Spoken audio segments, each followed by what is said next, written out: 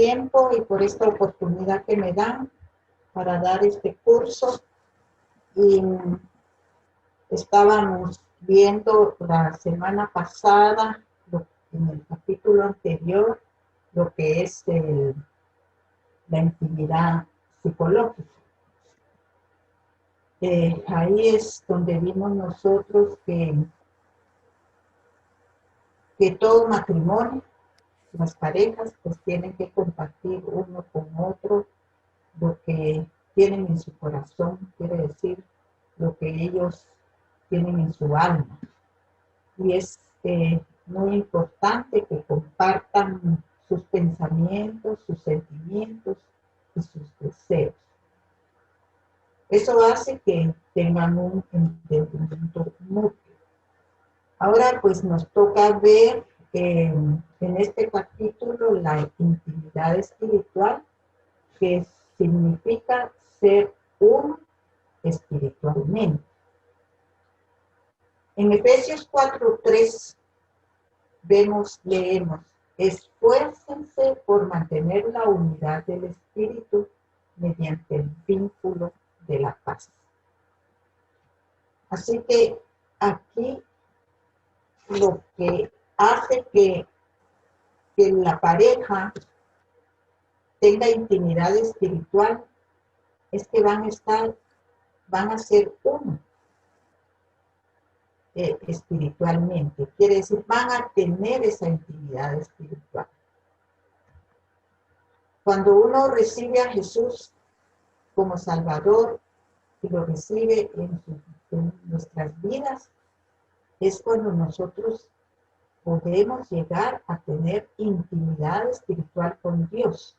Entonces las parejas, cada cónyuge, tiene que haber recibido a Jesús como su Salvador y recibirlo en su vida para que tengan esa base para una intimidad espiritual con Dios y con el otro, es decir, un cónyuge con el otro cónyuge.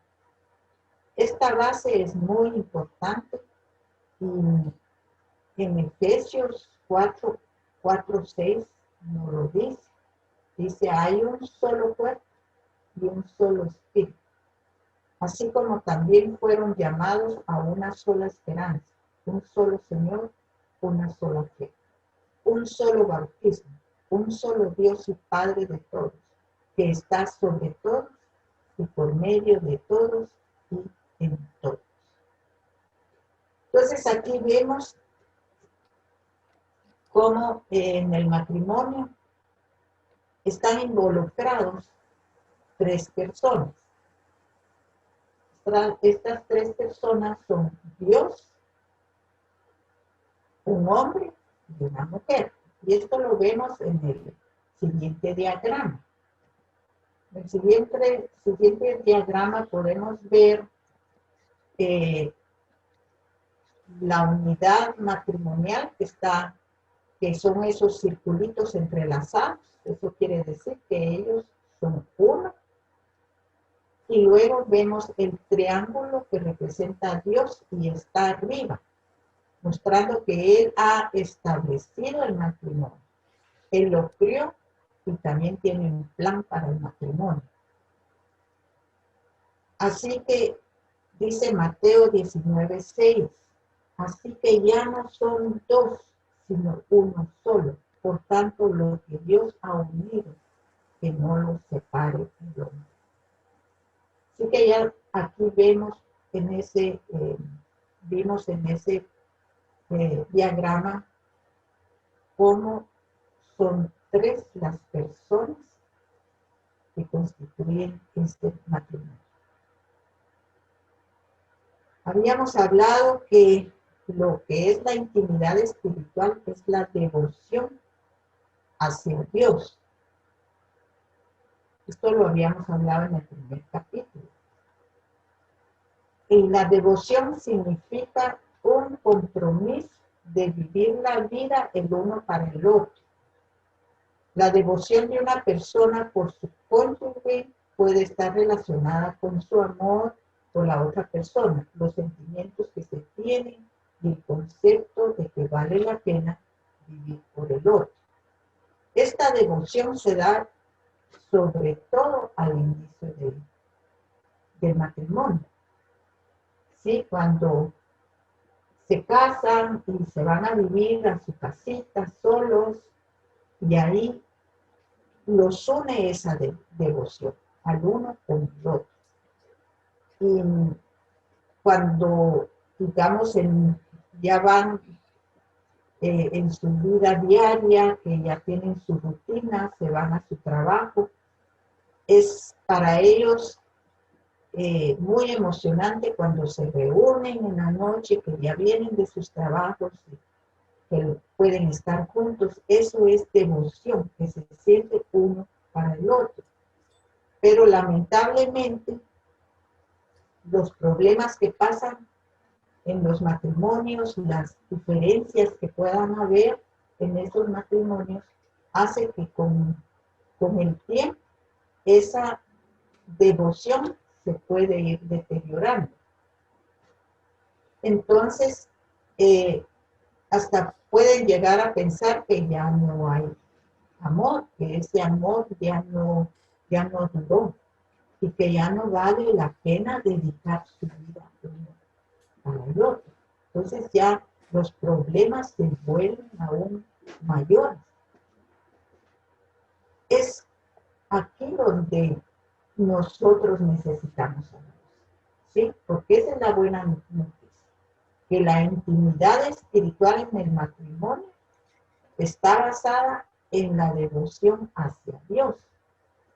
Ya quiere decir que cada cónyuge tiene devoción hacia Dios. Porque Dios es el único que se merece el amor eterno. Y ahí es donde nosotros reconocemos que vale la pena dedicarle nuestra vida, porque Él nunca nos va a abandonar, nunca Él se va a volver irritable, Él nunca cambia. Tal vez nuestro cónyuge puede cambiar, nuestro cónyuge se vuelve irritable, nuestro cónyuge a veces no podemos soportarlo, pero a Dios siempre. Entonces sí va a haber una devoción de nosotros hacia Dios. Y en Hebreos 13:8 dice: Jesucristo nunca cambia. Es el mismo ayer, hoy y siempre. Y esa es la confianza que nosotros tenemos en nuestro corazón.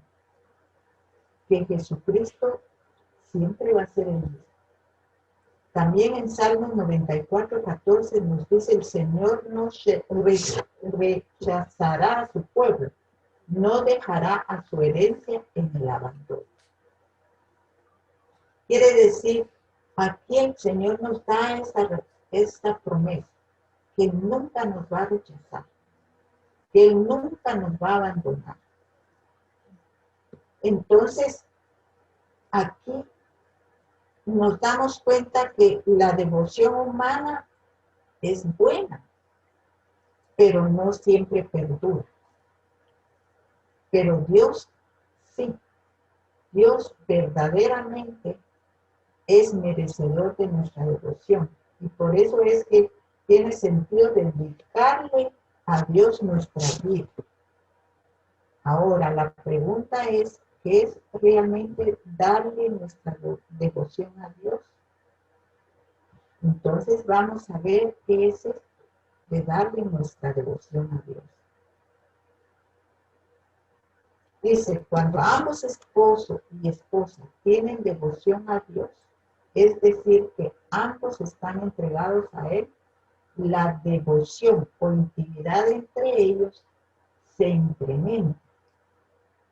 En la medida en que enfoquemos nuestra devoción a Dios y nos acerquemos a Él, Él se acercará a nosotros.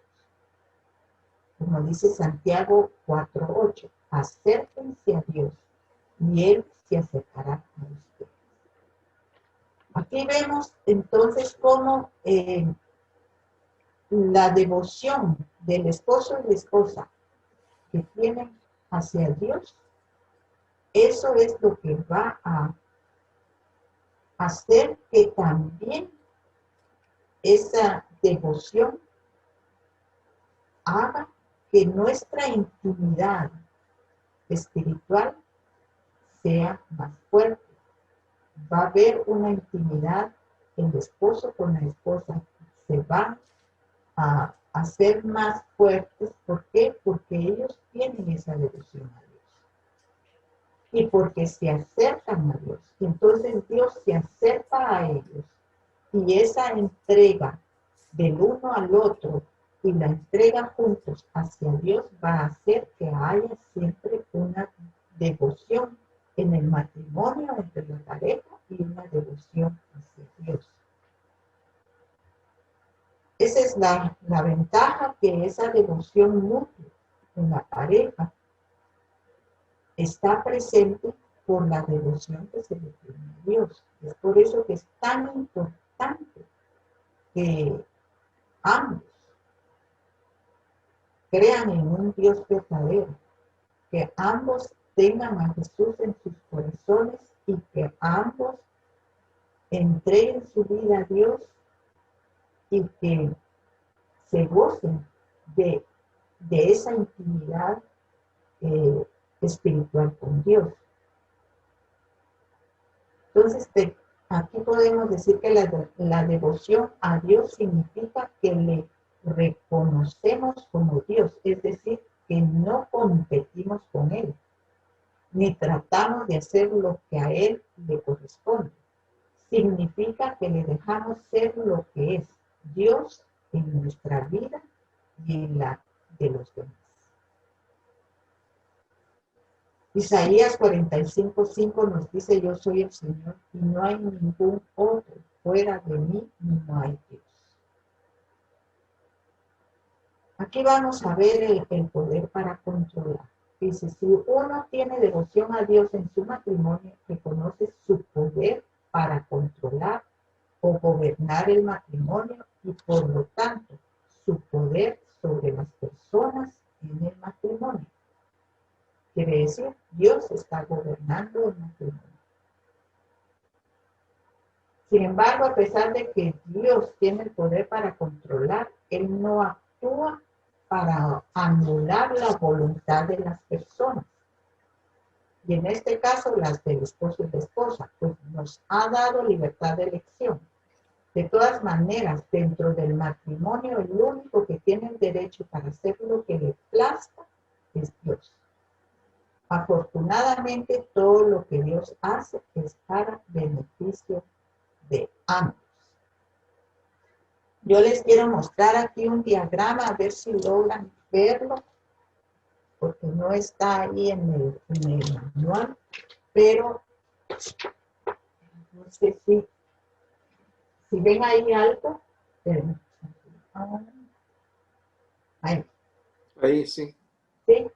Sí, Ahí sí. ven dos sillas, una enfrente a la otra. ¿Sí? En esas sillas, en un círculo está sentada la esposa y en el otro círculo está sentado el esposo. Y este diagrama se llama los tres reinos. ¿Por qué? Porque aquí, si nosotros vemos, la esposa controla su reino, es su círculo el que está rodeando la sillita, y ella está sentada en su trono, está controlando su reino. El esposo igualmente está controlando su reino, pero no se queda allí, sino que ellos prueban controlar y lo hacen también el reino del otro. Quiere decir, no solo controlan su reino, si pueden ver ahí las líneas, tal vez se pueden ver cómo el esposo y la esposa no solo controlan su reino, sino se van a controlar el reino del otro. Pero hay una línea en medio. Esa línea que se ve en medio, esa es la relación entre los dos. Si hay control el uno al otro, esa línea que es la relación de los dos puede romperse. Pero si ellos vienen y se arrepienten de estar controlándose y siguen los lineamientos de Dios, entonces, ¿qué va a suceder? Que ellos se bajan de su trono, cada uno se baja de su trono, deja de controlar su reino y dejan de controlar al otro, y la línea que es la relación que está en medio se la entregan a Jesucristo. Entonces Jesucristo va a venir y es el que se va a sentar en esas sillas. Él se va a sentar en el trono de la esposa y en el trono del esposo, y él es el que va a controlar la relación entre los dos. Y así es como tiene que ser una relación entre esposo y esposa, para que no haya ese control que muchas veces se da en un matrimonio. Aquí tenemos una pregunta, la pregunta 7 dice: ¿es su devoción a Dios en su matrimonio suficiente para permitirle a él tomar el control de su vida y la de su cónyuge? ¿O trata de controlar su propia vida y la de su cónyuge? En Daniel 4:35 nos dice la palabra: ante él nada son los habitantes de la tierra. Él actúa según su voluntad, tanto en el cielo como en la tierra. No hay nadie que pueda oponerse a su poder ni preguntarle por qué actúa como actúa. Así que es Dios tomando el control. Y eso es lo que la pareja tiene que dejar, que sea Dios tomando el control de ellos, de su matrimonio y de cada cónyuge. Tiene que tener el control de Dios sobre ellos. También vemos que si uno tiene devoción a Dios en su matrimonio, reconoce su derecho para juzgar, ya sea que las personas dentro del matrimonio estén siguiendo sus estándares o no. Dios, como el autor del matrimonio, ha establecido los estándares de lo que tanto el esposo como la esposa deben cumplir, es decir, sus respectivos roles. Dios compara el actuar de cada cónyuge de acuerdo a sus estándares, y es el único que tiene el derecho para juzgar si es que están actuando de acuerdo con sus funciones o no.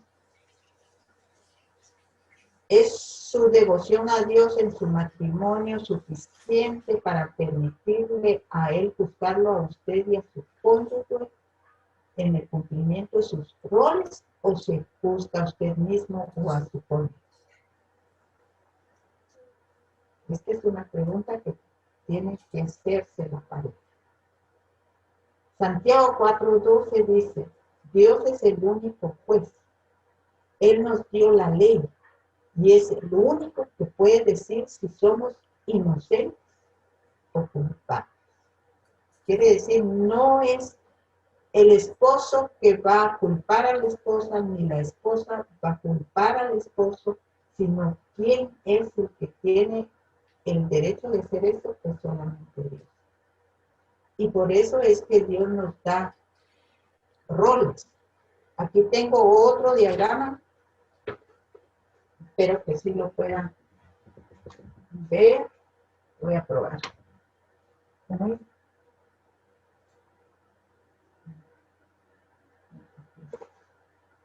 ¿Dónde está la cámara? Aquí está. Bien. ¿Lo ven más o menos? Sí. Bien, estos son los roles, los papeles del matrimonio según Dios. Quiere decir, la posición de liderazgo amoroso que se encuentra en Efesios 5:25. Quiere decir, Dios da al esposo el liderazgo en el matrimonio. ¿Sí? Y la esposa es una posición de sumisión no impuesta. Aquí, bueno, a mí me gusta más de sujeción, posición, porque sumiso es muy, no sé, algunas mujeres la palabra sumisa no es muy de, pero es una posición de sujeción al esposo no impuesta. Quiere decir, lo va a tomar voluntariamente. Eso está en Efesios 5, no alcanzo a ver, permítanme, 5:24 y el liderazgo del esposo es 5:25. Entonces, aquí lo pueden ustedes chequear.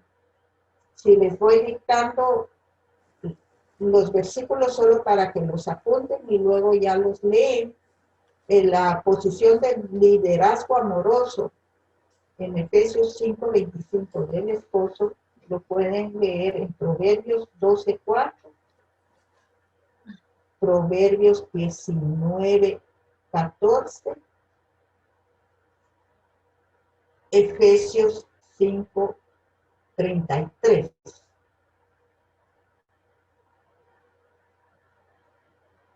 Y la posición de sumisión no impuesta de la esposa, que está en Efesios 5:24, lo pueden encontrar en Proverbios 11:16, Proverbios 31, 28b y 29, y Primera de Pedro 3:7. Estos son los papeles en el matrimonio según Dios. Quiere decir, los roles que Dios da al matrimonio. Pero, ¿qué sucede cuando a los cónyuges toman roles que no son bíblicos? Por ejemplo, que viene la esposa y toma la posición de autoridad. Aquí vamos a ver, aquí vemos, mire, aquí está la posición de autoridad usurpada por la esposa. ¿Sí? Hay matrimonios donde es la esposa que lleva el liderazgo, aunque no lo vean ellos. Ellos tal vez no se dan cuenta, pero ¿quién es la que está llevando el liderazgo? Es la esposa. Y tal vez el esposo ni cuenta se ha dado que sí es.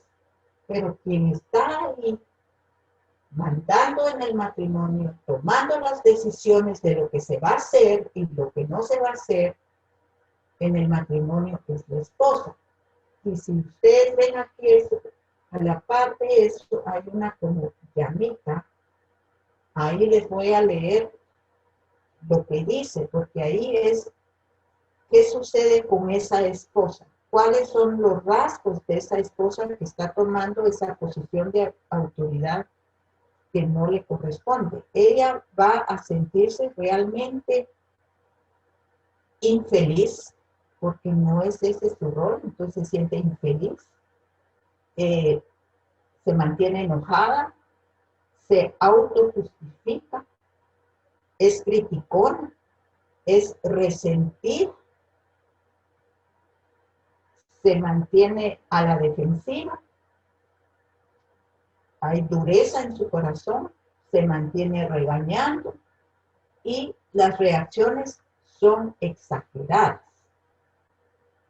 ¿Sí? Bien, ahora vamos a ver la posición de sumisión involuntaria del esposo. Quiere decir, el esposo está ahí en una posición que no le corresponde y también tiene sus consecuencias. ¿Cómo se va a sentir ese esposo? Ese esposo se va a sentir resentido, se siente abandonado, va a tener apatía, enojo, agresividad, violencia, búsqueda propia y va a ser irresponsable. También va a haber arrogancia en él. Quiere decir, si no están tomando sus roles como Dios lo manda, en el matrimonio el esposo y la esposa no se van a sentir bien. Van a tener problemas y esos problemas no se acaban porque están tomando sus roles no como Dios manda. Así que hay que preguntarse si de veras estamos tomando nuestros roles que nos corresponden como esposa y como esposo. ¿Cuál es nuestro rol? También una mujer sola, ¿cuál es su rol como mujer sola cuando no tiene esposo? Tenemos que pensar que para una mujer sola realmente no está sola, porque quien está con ella es Dios mismo. Yo me recuerdo una vez que llegué a una gasolinera a echarle gasolina a mi carro, entonces me bajé, fui a pagar, vine, agarré ahí de la bomba de la gasolina para echarle al carro, y estaba en esas, cuando en eso veo yo otro carro que se para a la par del mío, y la esposa ahí estaba sentadita al lado del copiloto, arreglándose su carita bonita, y el esposo es el que hacía todo. Entonces dije, mira, Señor, ala, yo tengo que hacer estas cosas que realmente tendría que hacer un varón y las estoy haciendo yo. La respuesta inmediata de él fue, sí, pero yo te estoy dando el poder para poder hacerlo. Quiere decir, no estás sin poderlo hacer. Quiere decir, yo puedo hacerlo también, pero que Él está conmigo y que Él me ama. Pero de todas formas, es claro que uno de mujer solo tiene que hacer ciertas cosas que le corresponden a un varón, pero lo que nosotros tenemos que estar pensando es que tenemos a Dios mismo, a Jesucristo como nuestro esposo, y Él es el que nos cuida y es el que nos da el poder para hacer lo que tenemos que hacer, porque Él es la fuente de poder y Él nos puede dar ese poder. Quiere decir, no estamos con las manos atadas, podemos hacer las cosas. Bien, entonces, sigamos acá. Dice, si uno tiene devoción a Dios en su matrimonio, reconoce que Él es digno y merece toda la alabanza. Aquí hay una pregunta. Dice, ¿es su devoción a Dios en su matrimonio suficiente para darle a Él la alabanza o la busca para usted mismo o misma o se la da toda a su cónyuge? Apocalipsis 4:11 dice, oh Señor y Dios nuestro, tú mereces que te alaben, que te llamen maravilloso y que admiren tu poder, porque tú creaste todo lo que existe. Gracias a ti, todo fue creado. Entonces vemos nuestro segundo diagrama, donde está Dios en el triángulo y los círculos del esposo y la esposa entrelazados con una flecha que indica que ambos tienen su devoción hacia Dios.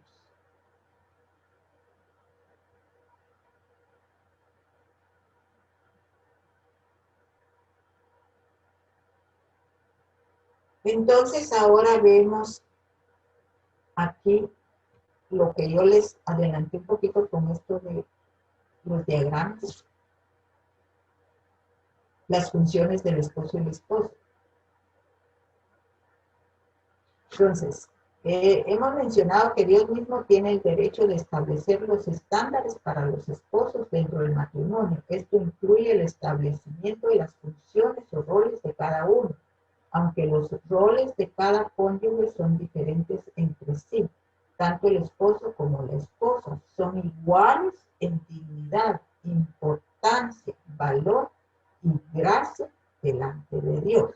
Quiere decir que no es uno más que otro, o uno está arriba y el otro está abajo. No, ambos son iguales.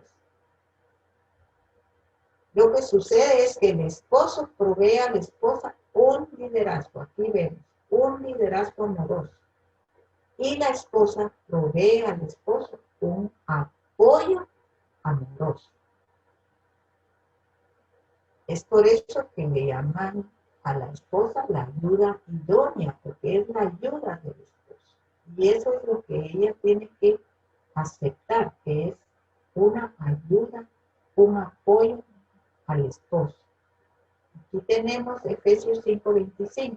Esposos, amen a sus esposas como Cristo amó a la iglesia y dio su vida por ella. El esposo debe amar a su esposa, sacrificarse por ella, escuchar sus preocupaciones, cuidarla y ser sensible a sus necesidades, tanto como si estuviese haciéndolo para su propio cuerpo. Aquí es donde va involucrada la intimidad psicológica, ¿sí? Donde el esposo comprende a la esposa porque ellos han tenido esa intimidad psicológica. Entonces, el rol dentro del matrimonio del esposo es proveer liderazgo. Él debe amar, cuidar y no abusar de su esposa. Por último, el esposo es responsable de tomar las decisiones finales para la familia. Puede ser que un esposo sea cariñoso, pero no liderar, o bien puede liderar y no ser cariñoso. Así que ambos elementos son importantes. El esposo tiene que ser cariñoso y saber liderar. Tiene que tomar su posición como líder.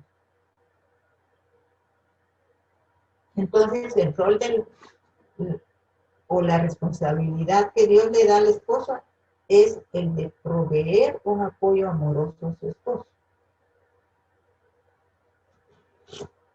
Proverbios 31:11a y 12 dice: el corazón de su marido está en ella confiado.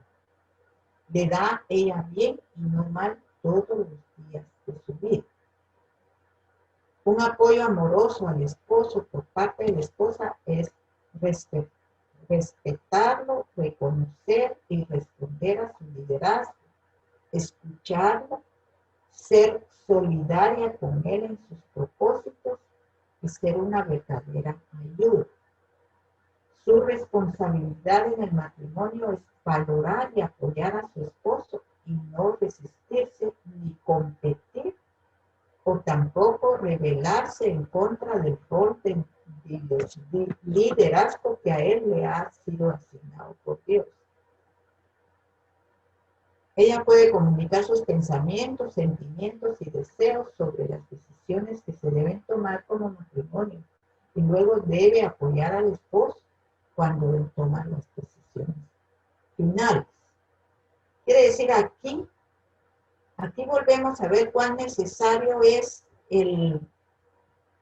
la intimidad psicológica, porque aquí entonces la esposa llega a conocer bien a su esposo para poderlo apoyar en lo que él necesite. Digamos, en donde digamos, donde el esposo tiene debilidades, es ahí donde la esposa lo va a apoyar. Por ejemplo, si un esposo es muy olvidadizo, ¿qué va a hacer la esposa?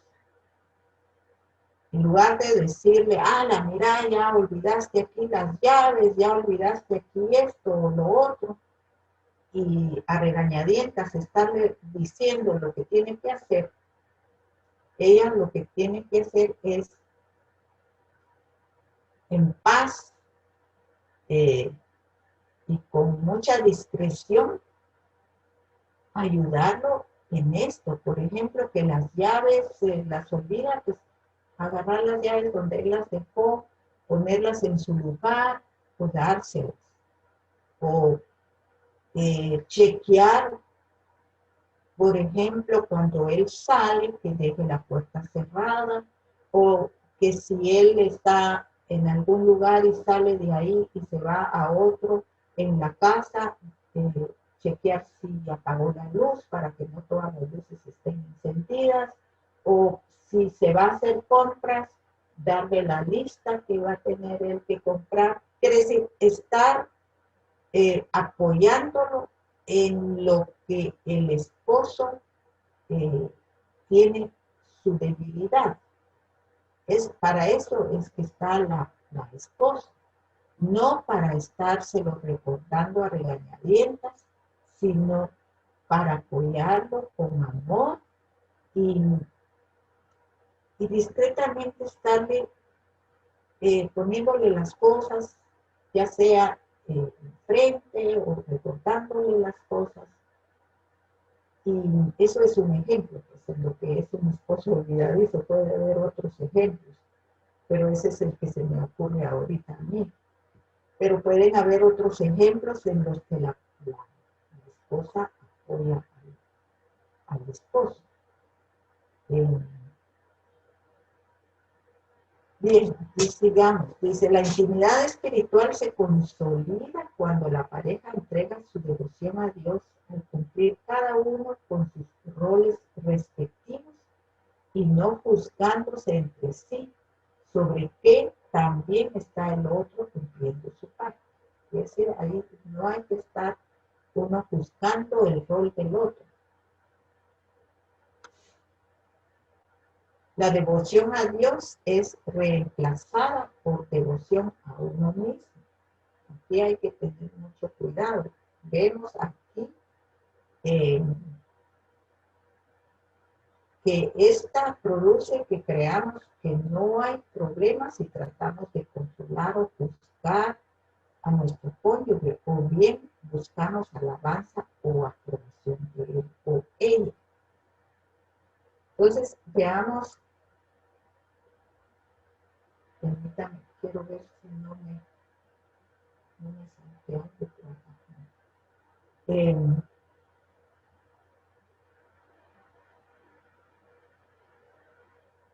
Aquí vamos a ver, en este hay el siguiente diagrama, es el tercer diagrama.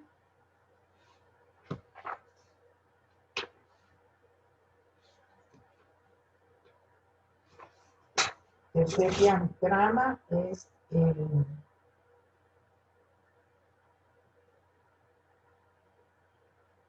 donde vemos aquí, sí, la intimidad.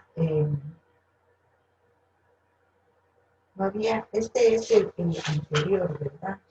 Permítanme, quiero ver, estoy perdida ahorita. Sí, esto es. Sí, entonces, aquí el esposo y la esposa tienen su intimidad espiritual cuando su devoción está hacia Dios, ¿sí? Pero quisiera el próximo diagrama, por favor. Sí, donde el esposo, ya la devoción es hacia sí mismo. Esa devoción hacia uno mismo, esta hace que creamos que no hay problemas si tratamos de controlar o juzgar a nuestro cónyuge. O bien cuando estamos buscando alabanza o aprobación de ella o de él, ¿sí? Es decir, cuando en lugar de tener esa devoción hacia Dios, Y hacia los esposos, quiere decir, hacia el cónyuge, lo vamos a tener hacia nosotros mismos.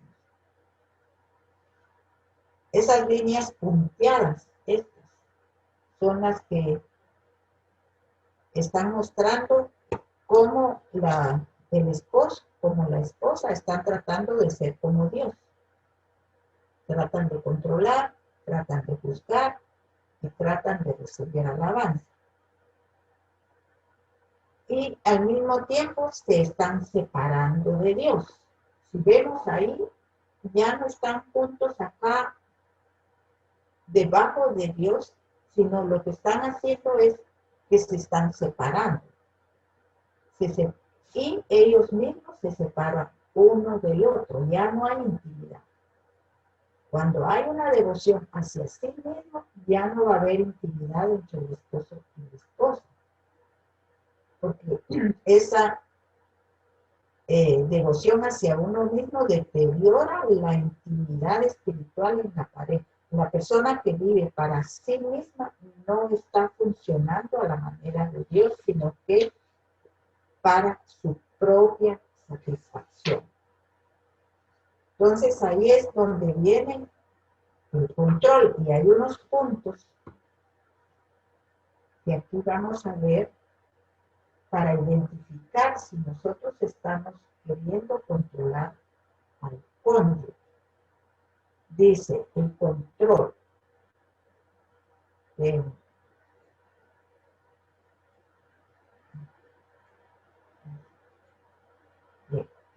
Dice, puede identificarse con algunas de las afirmaciones siguientes, se las voy a leer. No me gusta pedirle ayuda a mi cónyuge. Luego dice, me molesta cuando no estoy en control en mi matrimonio. Y luego dice, me incomoda cuando no puedo hacer lo que yo quiero. Esto es cuando queremos tener nosotros el control en el matrimonio. Y Efesios 5:21 nos recuerda, sométanse unos a otros por reverencia a Cristo. Ahora, juzgando. Dice, puede identificarse con algunas de las afirmaciones siguientes. La primera afirmación es, me molesta cuando mi cónyuge no hace bien las cosas. La próxima, juzgo a mi cónyuge por no hacer las cosas bien o cuando no está presentado. La tercera confirmación, me enojo cuando mi cónyuge se mete en problemas.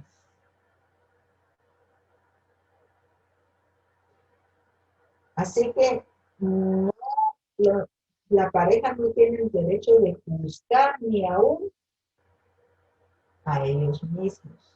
Solo Dios conoce el corazón de las personas y tiene el derecho de juzgarlas. En 1 Corintios 4:3 nos dice la palabra.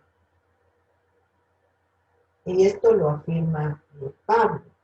Dice, por mi parte, muy poco me preocupa que me juzguen ustedes o cualquier tribunal humano.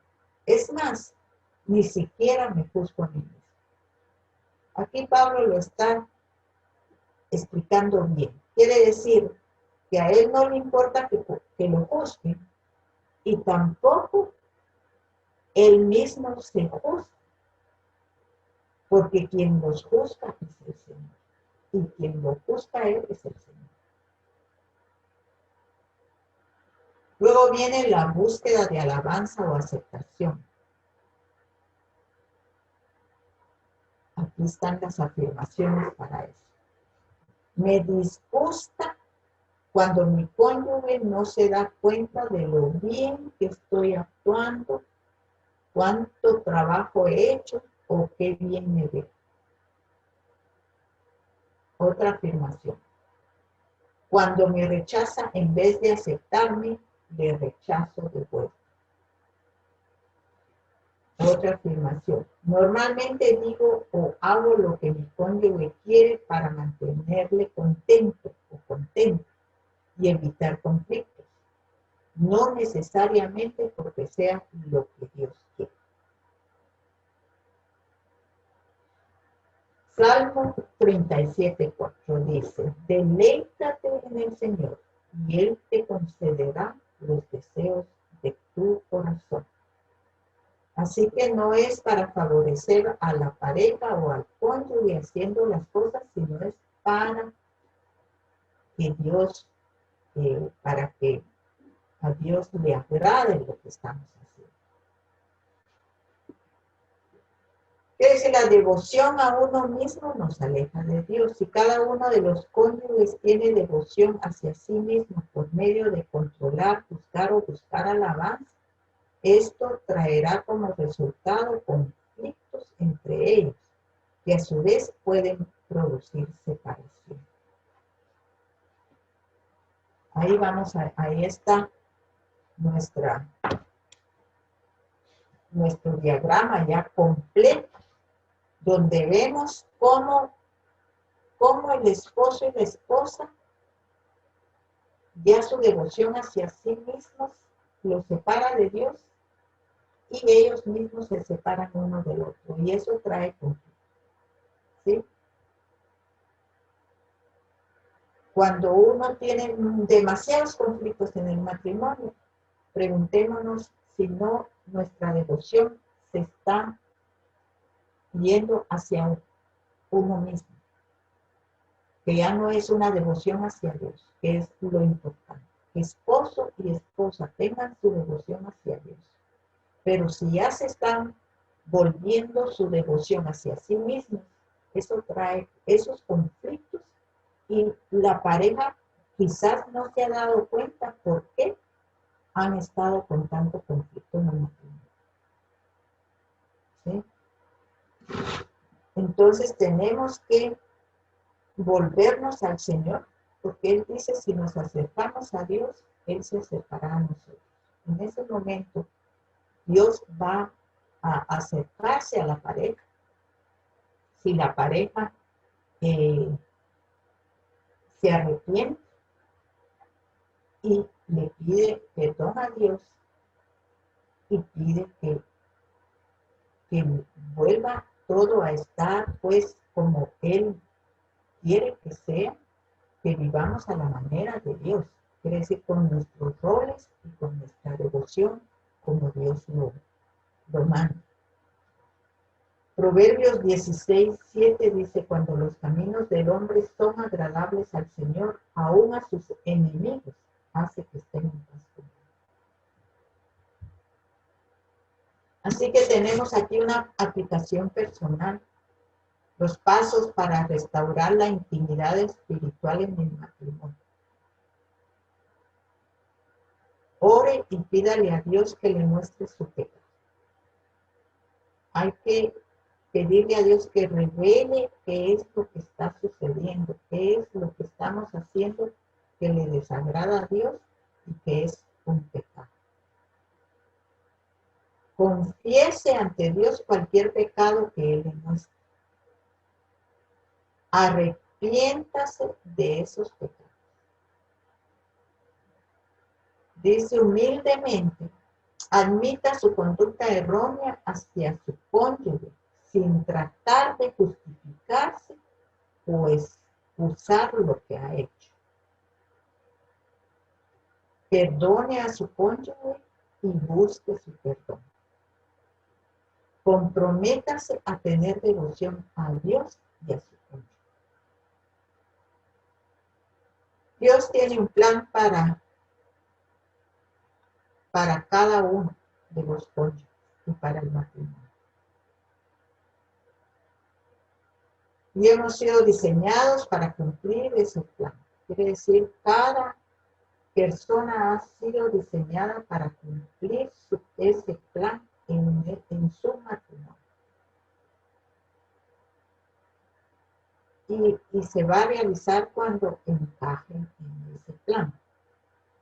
Efesios 2:10 nos dice, porque somos hechura suya, creados en Cristo Jesús para hacer buenas obras, las cuales Dios preparó de antemano para que anduviéramos en él.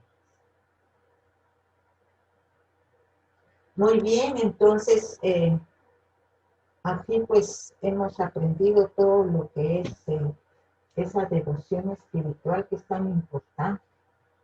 El próximo capítulo pues hay una enseñanza sobre restaurar la intimidad. Si en algún momento hay una intimidad que se ha roto o que se ha, pues ha tenido problemas, pues en el próximo capítulo vamos a ver cómo ir restaurando la intimidad en la pareja. Por el momento hasta aquí llego yo con lo que es la intimidad espiritual. Y entonces quisiera pues que ahora me comenten lo que han escuchado o si tienen preguntas.